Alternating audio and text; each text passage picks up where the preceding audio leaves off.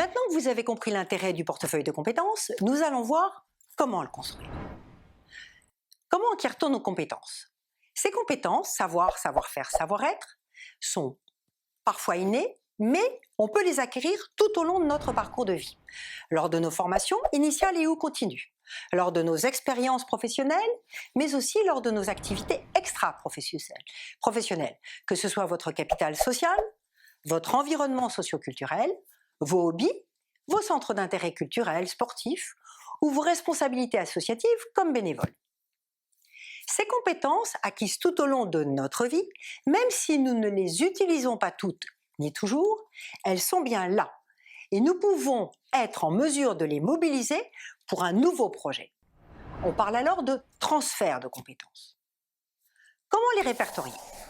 Pour identifier vos compétences, vous devez remonter le fil du temps.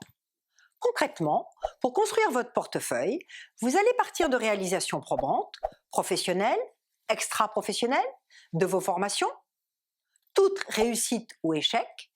Vous allez dater chacune d'elles de manière précise, situer le contexte, l'analyser en précisant vos motivations, les actions entreprises, les résultats obtenus, vos difficultés, vos réussites, vos satisfactions, et mettre ainsi en évidence pour chacune d'elles les savoirs, savoir-faire et savoir-être, utilisés, mobilisés, voire acquis.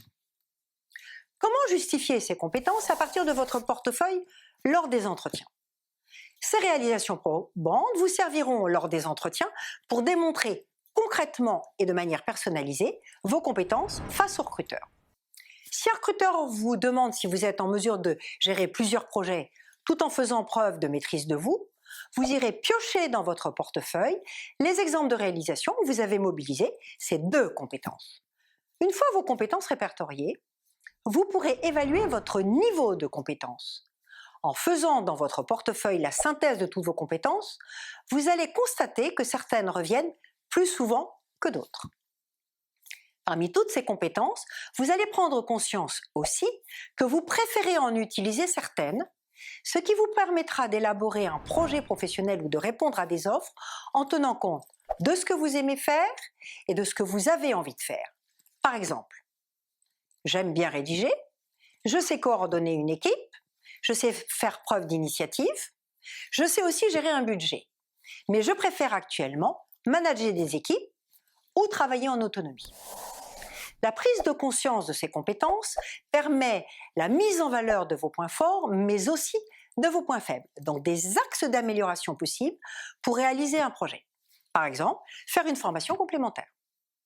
Pour conclure, je vous dirais que ce travail d'introspection n'est pas un travail facile, qu'il demande un investissement personnel, et qu'il est indispensable pour prendre conscience de toutes vos compétences, donc de reprendre confiance en vous pour vous valoriser, qu'il est très enrichissant et qu'il est la base de la réussite de votre insertion, tout en tenant compte aussi de vos valeurs personnelles. Je vous souhaite bon courage pour la réalisation de ce portefeuille et la réussite de votre nouveau projet.